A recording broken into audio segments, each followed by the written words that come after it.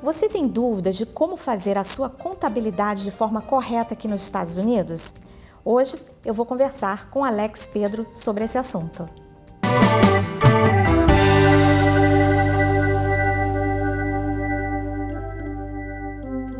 Olá, eu sou Renata Lily White, advogada de imigração, e hoje eu vou conversar com Alex Pedro, dono da BR Tax Corp, aqui nos Estados Unidos.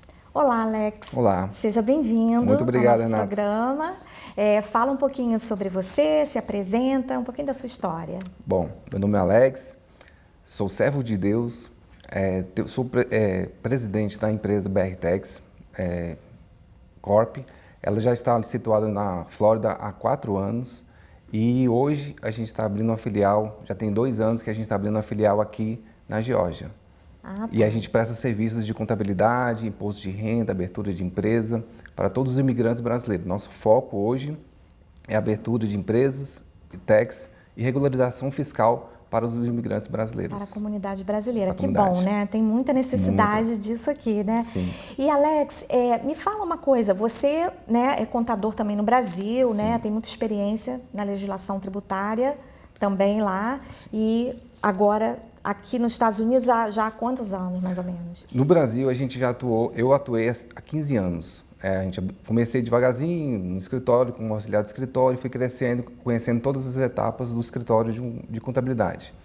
Há 15 anos atrás. E aí a gente veio para cá, eu e minha família, para cá, para os Estados Unidos, e aí a gente abriu um escritório aqui de contabilidade, né, para atender exclusivamente o pessoal brasileiro. Então já tem há 6 anos mais ou menos que a gente está aqui. Já tem esse tempo, Já tem essa né? experiência. Alex, me fala uma coisa, você trabalhando diretamente com a comunidade, né, de imigrantes brasileira, tanto na Flórida como aqui na Geórgia, qual é o maior desafio que você identifica no imigrante com relação à questão da contabilidade, né? Do pagamento Sim. de impostos, né? Que lá no Brasil é o temeroso leão, né? Que a gente chamava de leão. E aqui nos Estados Unidos, né, as pessoas também se preocupam em como fazer de forma correta isso. Então, qual é o maior desafio que você encontra nessas pessoas? Hoje, o maior desafio é mudar a mentalidade do brasileiro. O brasileiro ele já vem lá do Brasil com a mentalidade de não pagar imposto, porque já vem com isso dentro dele. E chega aqui, a história é outra. E aí ele vem querer encaixar o método dele lá no Brasil aqui. Só que aqui a situação é outra, é diferente, né? Então aqui a coisa é séria, a sonegação de imposto dá prisão. Então a gente tenta alertar, conversar com eles, né, nesse sentido de que tem que pagar imposto, é importante pagar imposto, tirar essa mentalidade que no Brasil você não tinha nada, você não tem um asfalto bom, saúde, escola, né? E aqui não, aqui tem tudo e você tem que fazer parte disso, né? Exato. Tem que contribuir para o país. E você abrindo uma empresa, trabalhando como autônomo, é importante você pagar imposto. Então, o nosso desafio hoje é mudar essa mentalidade com uma linguagem que ele consiga entender. O brasileiro hoje ele tem uma dificuldade porque ele acaba buscando, ou recém-chegado, uma coisa nesse sentido, ele acaba tendo essa dificuldade do inglês, então ele procura um braço para poder se apoiar, né? Então ele apoia no brasileiro, que a linguagem fica mais tranquila para ele e ele consiga entender. Então a gente dá essa assessoria para ele, uma linguagem tranquila, fácil, para que ele possa caminhar aqui legalmente, sem problema nenhum. Correta, né? Para que ele não tenha nenhum problema. Tanto pessoa física como jurídica você atende também? Isso. Às vezes a pessoa está trabalhando como pessoa física, está pagando uma carga alta de imposto, e a gente orienta, abre uma empresa, vai por esse caminho que você vai reduzir sua taxa de imposto. Então a gente orienta de várias formas. Lógico, tudo tem que ver a questão da situação que ele está aqui, né? Ou está como estudante, ou está como um turista que perdeu o visto, né? Expirou o prazo dele. Sim. Então a gente dá aquela orientação global na vida dele para poder falar assim, vai por esse caminho que você pode ir tranquilo. Está conectado com a parte migratória, Exatamente. né? Porque dependendo da situação do imigrante, se ele estiver de forma aqui indocumentada ou documentada, seja como residente permanente, ou com visto temporário, ou estudante, o que quer que seja, tem as suas implicações, né, nos impostos e Uma das vice-versa. coisas importantes assim, é que eles escutam demais as pessoas. Vamos supor, a pessoa acabou de chegar aqui, está até com ideia boa, sabe? Tem potencial de se legalizar e tudo, Exato. mas ele começa a escutar outras vozes de amigos que veio para cá, Sim. ou que não tem nem mais jeito de legalizar, mas puxa ele para poder fazer a coisa errada. Então a gente orienta, não vai por esse caminho não. Tem outros caminhos que você pode ir, a gente orienta, guia a pessoa para poder... E teve vários casos que a gente já orientou e a pessoa já está com documento, já está legal. Que bom. É muito importante, né? Buscar essa ajuda especializada. Sim. E me fala uma coisa, Alex, você estava falando um pouquinho sobre essa questão assim da pessoa vir para cá e querer, de alguma forma... ou não pagar tanto imposto, enfim. E sempre tem a estratégia, né? Dentro da lei tributária, sempre tem uma estratégia que o contador, para isso que serve, né? A pessoa que entende da legislação, orientar para que a pessoa pague menos taxas. Você mencionou, por exemplo, o caso de abertura de empresa. A mesma coisa funciona de forma, acho que parecida no Brasil, né? Sim. Fala um pouquinho para mim, assim, quais são as maiores similaridades entre a lei tributária do Brasil e aqui? O que você acha muito parecido ou o que tem também de completamente diferente? Você poderia dar alguns pontos assim só para a gente ter uma ideia? A questão a burocracia aqui é mais alta do que no Brasil. É mesmo? Muito. Olha. Só que no Brasil ele tem essa questão de agilidade. Por exemplo, protocolo, né, a forma que você entrega a documentação, no Brasil é mais fácil do que aqui. Foi aqui, simplificada. Eu senti muito quando a gente foi entregar um documento pelo correio. Sim, é verdade. Né? Aqui usa muito o correio. Lá no Brasil não, é mais eletrônico. Já tudo é online, isso, tem um protocolo para você. Muitos brasileiros aqui, cliente da gente, falam assim, não, me passa um protocolo para eu poder acompanhar. Eu falei assim, não, você tem que esperar. Senta e vai chegar uma cartinha. Chega também carta do governo, né? Então tem várias coisas.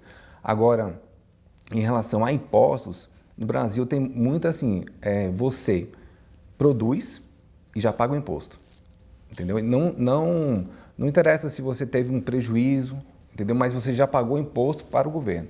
Aqui não, é no final do ano. Então, durante o ano, você pode ter bastante lucro ou pouco lucro, um prejuízo, um furacão, né? A Flórida tem muito isso. Sim, desastre natural. E acaba você não pagando nada no final do ano, porque você acaba tendo prejuízo, né? Então, tem essa diferença que eu senti muito aqui de não pagar, não ter essa obrigação acessória mensal, semanal. É no final do ano. É no final do ano. Então, tudo é relacionado ao imposto, lógico. Que tem a questão de sales tax, né? Que você tem que fazer o mensal, você vende mercadoria, então você tem que fazer aquele pagamento mensal, entregar declarações e tudo. Mas essa obrigação acessória com o governo é muito baixa aqui. Agora, Alex, me fala como, por exemplo, a situação relacionada à imigração. Uma pessoa que vem, por exemplo, do Brasil, com um visto de trabalhador, né? Um visto de trabalho temporário, que não é um green card. Essa pessoa, vamos dizer, que ainda possua uma renda no Brasil, ainda possua bens, vamos dizer, alugados, coisas assim. Como que fica a situação do imposto de renda dessa pessoa no Brasil e aqui? Dá para fazer essa declaração, não pode ser feita de forma conjunta, acredito eu, tem que ser feita uma lá, uma aqui. Como é que faz? Deduz? Dá só uma ideia para a gente. Sim. A questão no caso, ele veio com visto de trabalhador temporário. Então, se ele veio para cá com esse visto, ele tem a documentação para trabalhar aqui. Então, ele tem social, ele tem uma permissão de trabalho para poder executar aqui. Exato. Sendo que ele tenha no Brasil rendimentos de aluguel ou outros tipos de rendimento, ele tem que declarar no Brasil e tem que declarar aqui também. Só que a declaração lá do Brasil vem para cá e se une. Tanto os impostos que pagaram lá, que ele pagou no Brasil, vai ser dedutível aqui também. Ah, interessante. Entendeu? Porque senão ele vai pagar o imposto lá... Dupla tributação. Dupla tributação. Né, então é um caso assim bem complexo, mas que dá para fazer. Mas ele tem que pagar lá e aqui. E aqui. E aqui. Não pode pensar que só porque pagou lá não precisa mais pagar aqui ou vice-versa, né? Isso. Tá. E para as pessoas de green card, que têm a residência permanente? E as pessoas também que, por exemplo, eu tenho clientes que querem se naturalizar e fica sempre aquela dúvida, o que vai mudar nos meus impostos se eu me naturalizar? Nós sabemos que o cidadão americano tem que pagar imposto onde quer que ele resida, né? Inclusive eu tenho clientes que são cidadãos americanos, mas decidiram retornar para o Brasil, morar no Brasil definitivamente, só vêm aqui para visitar às vezes a família e tem rendimentos aqui, eles continuam pagando. Sim. Outros se assustaram porque tinham que pagar, não sabiam que tinham que pagar e foram notificados pelo consulado. Então, isso é muito importante esclarecer. Como que é essa situação dessas pessoas? No caso, ele já é residente aqui, né? Então, ele tem a documentação. É uma renda global que une tanto o rendimento aqui no Brasil, em Dubai, Canadá, em todo lugar que ele for trabalhar, ele tem que fazer a declaração aqui e pagar o imposto aqui. Lógico que lá também ele tem que prestar contas, né, sobre as receitas dele, despesa, rendimentos que ele teve lá também. Que nem a gente citou do caso do Brasil, né? Tem um imóvel no Brasil que tem um rendimento. Você vai ter que prestar conta lá no Brasil, desde que você peça saída fiscal, né, de lá. Então, você tem que entrar em contato com o contador lá, pedir a saída fiscal para poder não pagar esse imposto. Isso é importante lá. Também, importante. Né? A saída fiscal, muita gente pergunta, porque né? sempre pensa assim que tem alguma coisa para resolver no Brasil, né, e tal. Mas se você também paga imposto lá, às vezes é até interessante nem pedir a saída fiscal. Deixar lá, declara, paga imposto, porque já é retido na fonte, né? Já. Então, não tem por que pedir essa saída fiscal. Essa saída fiscal, entendi. É uma dúvida muito frequente também, a saída fiscal. Agora, Alex, me fala um pouquinho sobre essa questão do ITIN number aqui nos Estados Unidos, que existe a diferença, né? Sim. Entre o ITIN number, o seguro social, e muita gente pergunta sobre o ITIN number para que ele serve, como fazê-lo. O ideal é buscar uma ajuda especializada, né? Profissional. Explica pra gente um pouquinho como é que funciona o ITIN number. O ITIN number foi criado em 96, né? E ele é exclusivo para obrigações fiscais. Você tem que cumprir suas obrigações fiscais. Então, o imigrante que está aqui, abriu um negócio ali na construção, piscina, house clean, e ganha uma renda, ele tem que declarar um imposto, tem que pagar seu imposto de renda. Então, ele é impossibilitado de ter o Social Security. Então, ele solicita para o IRS o número de identificação, que é um número de identificação, geralmente começa com 9, todos os ITIN number, e esse número serve para poder você declarar seu imposto de renda. Então, é somente para isso. Lógico que esse número ficou assim tão famoso entre a comunidade, né? Que aí agora já estão até assim, no mercado, né, na praça, como a gente fala, créditos, né, no banco, eles solicitam. Você tem ITIN, já coloca financiamento de carro, casa também. Sim. Então, sempre eles pedem esse número do ITIN. É importante ter, se a pessoa não tem nenhuma esperança de ter um documento aqui. Entendeu? Às vezes a pessoa já expirou os prazos, ou veio, né, de forma irregular, e está aqui, está trabalhando, tem filhos e tudo. Não tem forma de se legalizar, pelo menos na legislação atual e tal. Exatamente. É importante ter, entendeu? Porque você está em dia com o governo. É verdade. Você está pagando seus impostos. É importante você pagar os seus impostos em dia, porque pode acontecer uma legalização, uma anistia, alguma coisa assim, você está em dia com seus impostos. Sim, é verdade. Muitas pessoas me perguntam, devo pagar impostos ou não? Estou aqui indocumentado. É uma pergunta que é um pouco, não é tão fácil de ser respondida, porque eu digo, depende, né?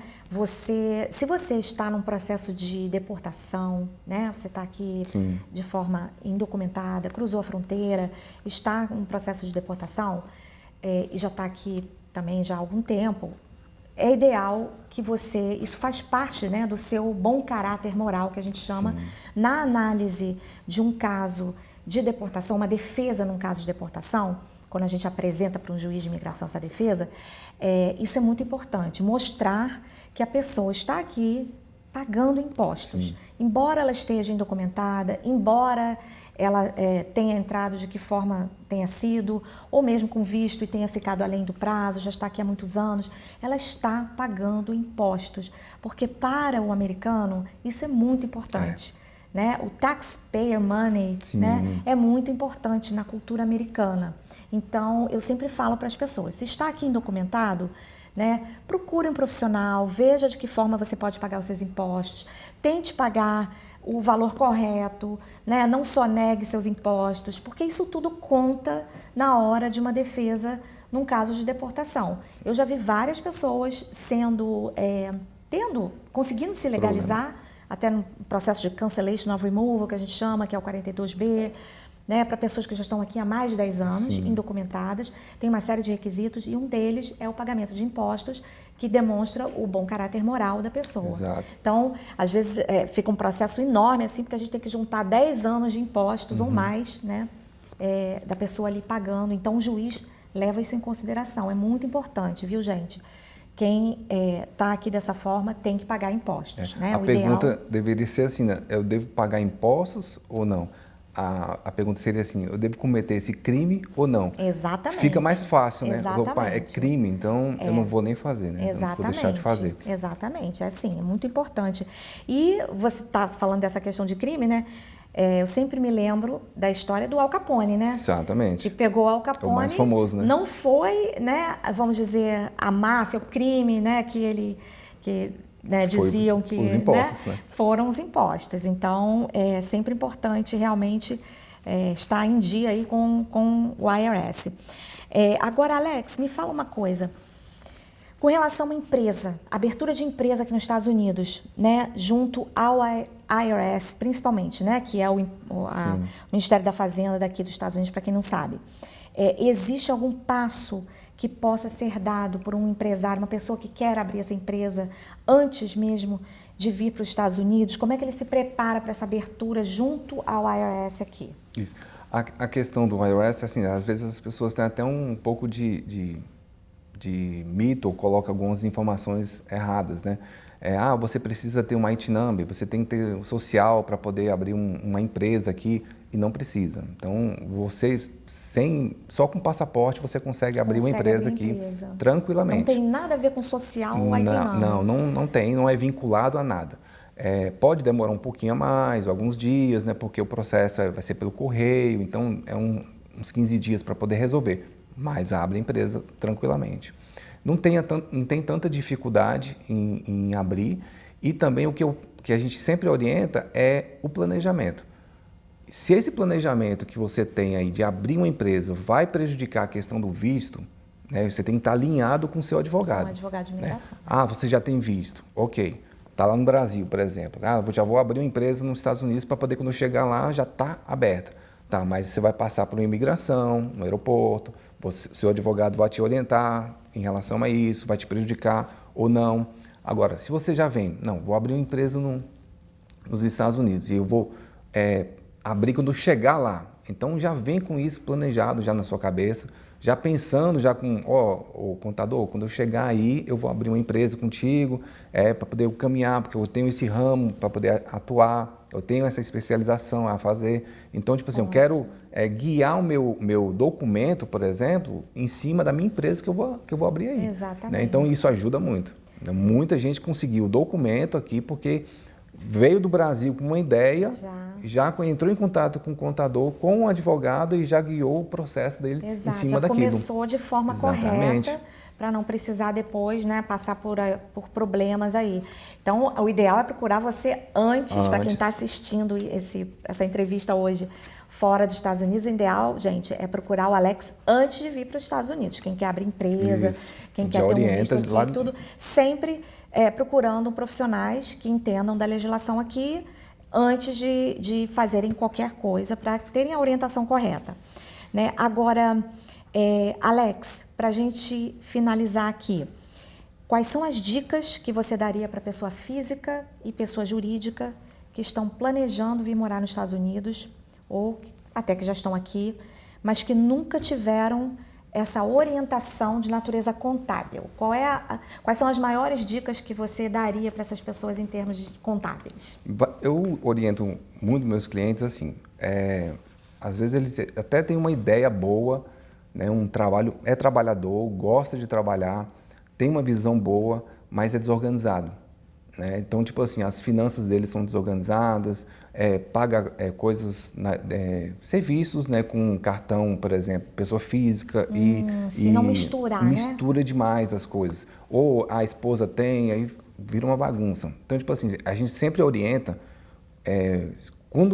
se você passar por uma auditoria, como é que você vai explicar esse monte de fio desencapado, né, dando choque ali? Não tem jeito de você explicar. Então, a gente, na BRTEX, a gente tem um pacote de serviços que orienta o cliente da abertura da empresa até o pagamento de impostos ano a ano, né, mensal. Ele manda os extratos, a gente orienta, porque o que acontece? É no processo. Sim. E não quando termina o ano, você chega no contador e entrega tudo pronto. Não tem o que fazer. Tem que ser durante o ano, tem que ter uma manutenção, né? Manutenção. Vocês fazem serviço de bookkeeping também? Isso, fazemos tudo, serviço de bookkeeping, que é uma contabilidade mensal que inclui todo tipo de serviço da contabilidade, a gente tira dúvida. Uma das coisas que a gente presta serviço, que o pessoal gosta muito, os nossos clientes, é que a gente consegue atender os clientes depois do horário que eles terminam o trabalho, Exato, né? Porque eles terminam o trabalho aqui 5 horas da tarde, 6 horas, e aí que surgem as dúvidas, voltando para casa, aí eles ligam, mandam mensagem e tal, e a gente consegue responder isso. Porque no horário comercial, ele está para trabalhar. Ele está trabalhando. Né? Então, não adianta eu ficar ali perturbando ele, né, pedindo informações que ele não vai conseguir me responder. Sim. Né? Então, essa organização contábil, fiscal, a BRTEX consegue atender os clientes. E é uma coisa assim, muito importante para eles mesmos. Né? Com certeza. De criar um patrimônio, criar um ativo, uma empresa sólida, entendeu? Que se por acaso ele quiser voltar para o país de origem e quiser vender a empresa tem valor. Né? Vamos supor, vou colocar um exemplo de uma empresa de house clean. Né? Não é só o schedule que manda, são os números. Né? Você vai querer financiar uma casa ou financiar um equipamento, Exatamente. O banco hoje eles pedem um profit loss, um balance sheet. Tem que ver se aquela empresa é saudável, saudável, né? financeiramente, para poder realizar o financiamento para ele. É verdade. Algum caso, assim, Alex, que tenha chamado a atenção assim, mais na sua carreira, que você queira... Voltando agora, vindo para cá, né? Um cliente mandou uma pergunta, uma dúvida, até assim, porque as pessoas acabam confundindo as coisas, mas assim, a gente está para orientar, né? Claro. Ele tá com a cachorra dele, né? Com câncer, e ele está gastando com o tratamento do câncer. E queria saber se era dedutível. Se era dedutível. Entendeu? No imposto. Olha. Mas assim, aí as pessoas, não, mas o que tem a ver, né? O comércio com o cachorro, pessoal e atividade? Tem casos que pode deduzir. Olha, né? Se o cachorro tiver aqueles cachorros de serviço, né? Sim, sim. Então, ele pode deduzir. Tem a questão do apoio emocional, né? Isso, apoio emocional dog, né? e tal. Então, pode deduzir. Então, são detalhes assim que a pessoa vale a pena perguntar. Exatamente. Tem muita coisa que é dedutível, a gente nem imagina, Nem né? imagina. Tem cada detalhezinho, né? Tem que falar com quem entende do negócio, Exatamente. Né? Então, aí você já vai orientar o cliente que talvez, se for classificado como um service dog... Pode ser dedutível. Pode ser dedutível, né, a despesa. Exatamente. Muito interessante. O mundo da contabilidade é como o mundo do direito, cheio de detalhezinhos. Exato. E é muito intrincado, né? Tem que ter realmente paciência para ler, para estudar e a experiência também é muito importante. Sim. Olha, então eu agradeço muito a sua presença aqui hoje. Foi muito esclarecedor o nosso bate-papo e quem tiver mais dúvidas, entre em contato aí com o Alex Pedro, da BR Tax, para solucionar suas questões contábeis. Foi um prazer tê-lo aqui, Alex. O prazer foi todo nosso. Esse foi o Cruzando Fronteiras de hoje. Se você gostou do nosso programa, se inscreva no nosso canal do YouTube, curta, compartilhe e clique no sininho para receber as notificações dos próximos programas. E até lá!